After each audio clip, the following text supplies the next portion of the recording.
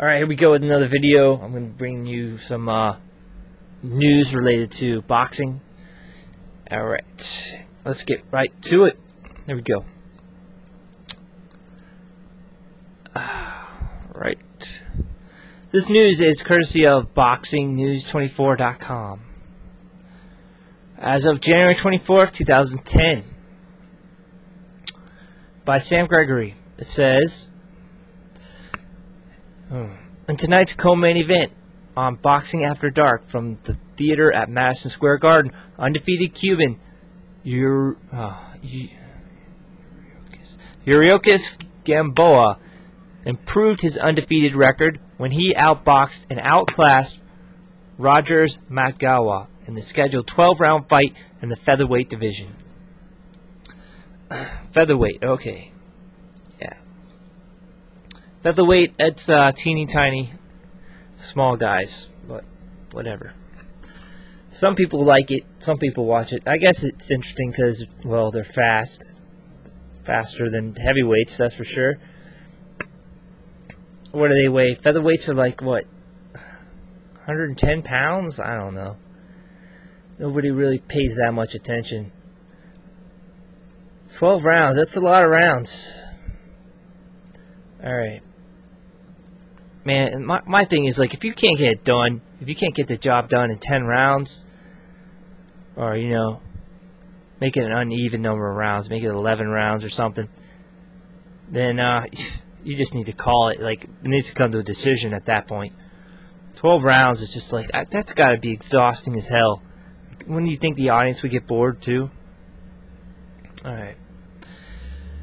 Anyway, it says, to Mtgawa's credit, he was a very game fighter, doing his best to defend against the brutal onslaught of punches from Gamboa.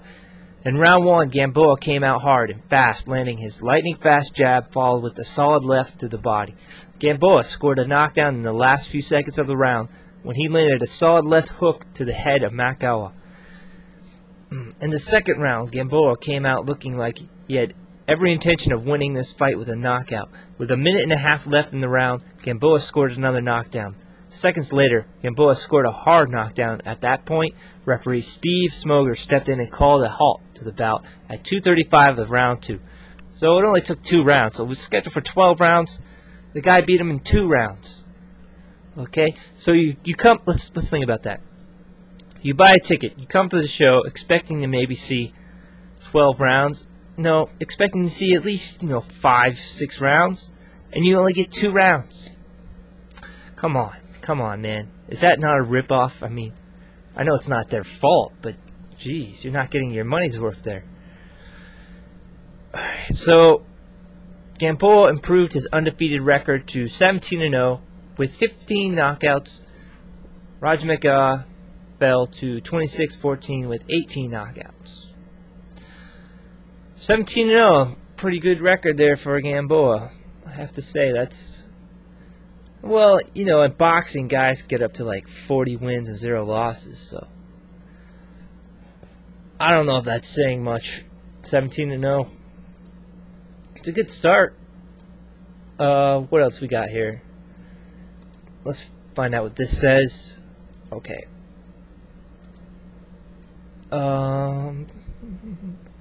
As of January 24th,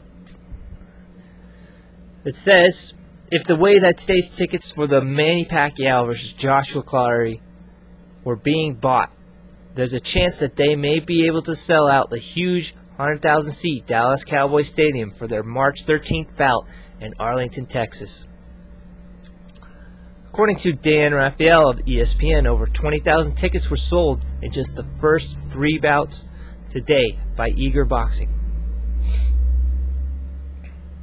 fans. The first day the Pacquiao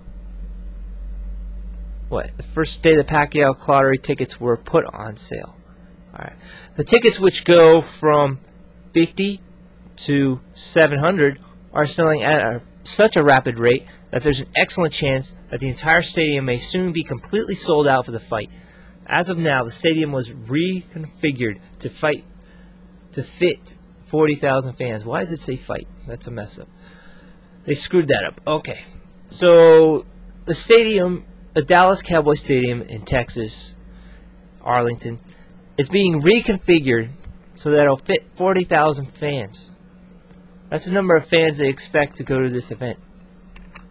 So if that tells you anything, it says Manny Pacquiao is a huge draw. He's like maybe number 1 or number 2 draw in all of boxing. It's like compared to Mayweather, he could be equal, or he might be a little less. But you know, dude, that's a lot of tickets being sold. If you expect 40,000 fans, that's pretty big time. They're gonna have to like reconfigure the entire stadium to fit 40,000 people. All right, this was done because they weren't sure how many people would be interested in coming to see the fight. However, they will have to reconfigure the stadium again to allow more fans to see the fight if tickets keep flying off the shelves the way they have done. Bob Arum thinks that the 100,000 figure can be reached according to Raphael. Of course, the real money is made in pay-per-view sales, not ticket sales. However, this is an excellent sign that the pay-per-view numbers might be huge as well. Not necessarily, because if that many people are going to the event, that would mean that many people are not buying the pay-per-view. You have to think about it. Where are these people coming from? Are they within Texas or are they outside of Texas? You know? But anyway, it should be a huge grossing event. Not as much as the Mayweather Pacquiao event would have been. But still, it rakes in a lot of money for boxing. I can't believe, I can hardly imagine people are paying $700 for a ticket. Like, good God, man. Just to see Pacquiao, he pretty much destroyed this guy. I mean, Clottey, whatever his name is, Joshua Clottey, stands a pretty good chance, but Pacquiao is most likely going to win. I mean, is it the fact that people really want to see Pacquiao destroy someone? Or they want to see like a very contested match, like equal match. I don't know. Anyway, if this is how much Pacquiao versus Clottey is making, imagine how much Pacquiao versus Mayweather would make. Okay, this is all pretty shocking when you take in the fact that Clottey isn't a well-known fighter to casual boxing fans. What we're seeing is fans buying tickets just to see Pacquiao. They obviously don't care who he's fighting, because there hasn't been a huge buzz about this fight anywhere near the excitement that was started to build for the failed fight between Pacquiao and Floyd Mayweather.